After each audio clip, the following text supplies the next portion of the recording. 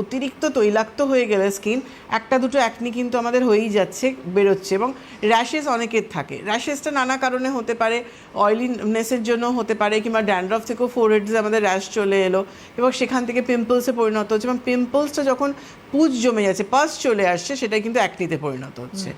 আরেকটা problem oily স্কিনে যেটা দেখা যায় সেটা হচ্ছে ওপেন পোর্সের প্রবলেম রয়েছে।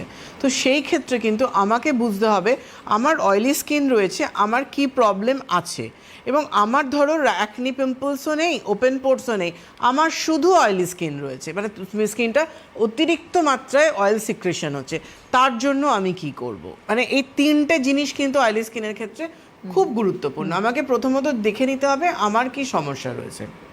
আমার যদি স্কিন এক্সেস অয়েলি হয়ে থাকে, মানে অতিরিক্ত মাত্রা অয়েল সিক্রেশন হচ্ছে, সেই ক্ষেত্রে কিন্তু আমাকে একটা ভালো ক্লিনজার আগে বাছতে হবে।